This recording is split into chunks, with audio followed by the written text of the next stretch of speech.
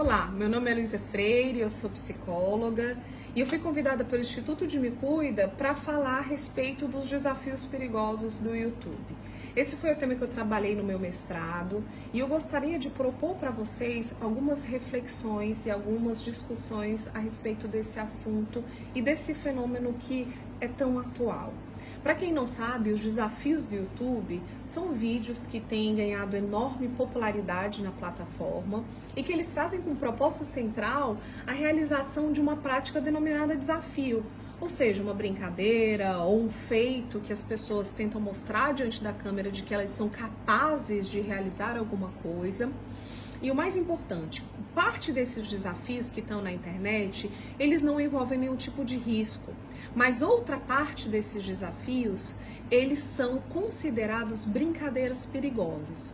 Isso quer dizer que alguns dos desafios do YouTube ou YouTube Challenges, assim como o desafio do desmaio, desafio da canela, desafio da camisinha, desafio do fogo e por aí vai, porque são muitos, eles apresentam riscos muito reais e muito concretos para as vidas das pessoas que estão praticando. Bem, esses desafios eles podem ser encontrados com muita facilidade na plataforma do YouTube, que hoje em dia a gente sabe que é muito acessada por crianças e adolescentes. Há quem diga que o YouTube é a televisão das pessoas na atualidade.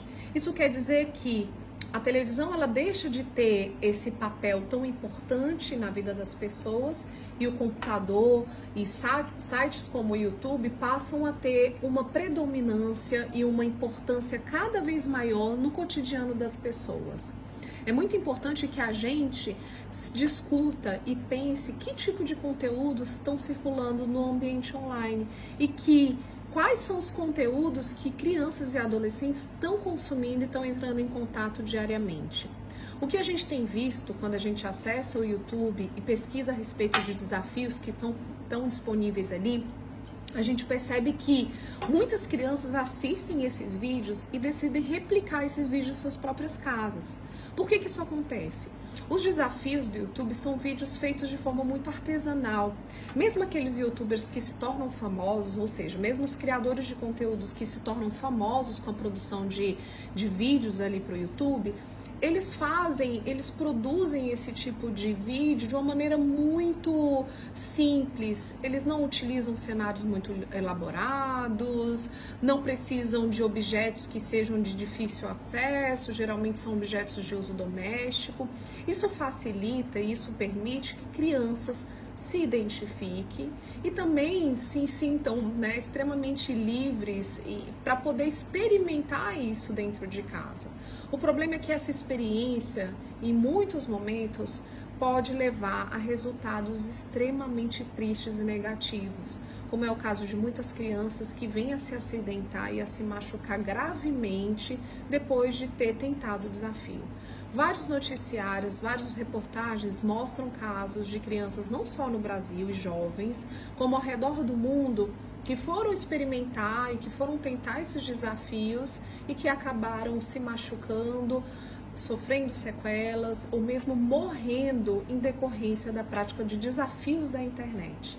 É nesse momento que a gente precisa se questionar que tipo de conteúdo está sendo posto em circulação na internet. E o mais importante, os pais precisam conhecer quais são os conteúdos que os filhos se interessam e que conteúdos eles têm consumido na internet. É claro que com o celular e a internet e o Wi-Fi, o uso desse tipo de ferramenta se tornou cada vez mais individualizado. Isso quer dizer que nem todos os pais têm a habilidade de mexer nessas tecnologias, ou mesmo sequer sabem ou se sentem à vontade de ultrapassar essa linha que eles entendem como sendo a privacidade dos filhos e o uso deles na internet. Mas uma coisa eu lhes garanto, é muito mais importante que haja um monitoramento e uma discussão bastante crítica e saudável a respeito dos conteúdos que os seus filhos estão vendo na internet, do que desconhecer completamente esse universo e, infelizmente, ter que conhecer o que acontece no ambiente virtual a partir dessas experiências muito tristes de vidas que são perdidas ou que são impactadas devido a acidentes que acontecem por conta dos desafios do YouTube. A internet é uma ferramenta extremamente valiosa e isso é indiscutível. Ela tem trazido muitos benefícios para as nossas vidas. É através da internet que a gente pode interagir, pode aprender, pode se informar, pode se entreter. Mas também é inegável que a internet tem um aspecto de muito negativo e que pode levar a muitos riscos. São riscos potenciais, que podem ser minimizados se existir um monitoramento e uma mediação adequadas no momento em que as crianças e os jovens estão utilizando aquela tecnologia. Então o apelo é sim para que os pais se interessem mais a respeito de como que esses jovens e essas crianças estão se engajando, estão se inserindo no ciberespaço. Mas uma coisa que eu acho que é importante também pontuar, isso não deve ser responsabilidade só dos pais ou das pessoas que estão acessando as tecnologias. Eu acredito firmemente que outros setores da sociedade, o Estado, organizações não governamentais e quaisquer outros setores que possam se envolver com isso, e aí entra também as plataformas como YouTube, Google e os próprios criadores de conteúdo online, devem sim se implicar e poder pensar quais são os desdobramentos que aqueles conteúdos que eles estão disponibilizando nesse espaço está gerando na vida das pessoas. É importante que a gente pense que a garantia e a proteção da saúde e da vida de crianças e de jovens é uma responsabilidade coletiva, não é algo que deve recair somente sobre as famílias ou no máximo sobre as escolas.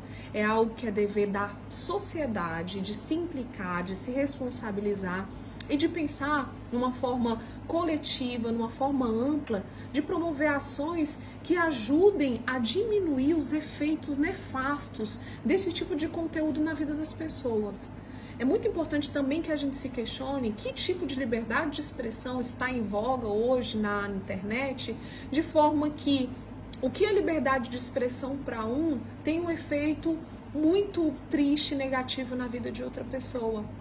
Será que é responsabilidade 100% desse indivíduo que acessa a internet decidir o que vai fazer sobre esse conteúdo, quando se trata de uma criança ou de um jovem que muitas vezes não consegue reconhecer o risco de um desafio que é exibido no YouTube como sendo algo muito divertido e algo muito, enfim, digno de reconhecimento, de likes, de compartilhamento? Então, assim, existe uma lógica que ela precisa ser questionada, precisa ser interrogada. E o YouTube, os criadores de conteúdo online precisam também se implicar nesse tipo de interrogação. O risco, ele deixa de estar nas ruas para estar hoje na tela dos computadores e dos celulares. E um risco que é bastante grave e que é bastante real. É dessa forma que eu gostaria de propor para vocês essa reflexão e agradecer ao Instituto de Me Cuida por trazer esse espaço de diálogo sobre esse tema que é tão relevante hoje na nossa sociedade.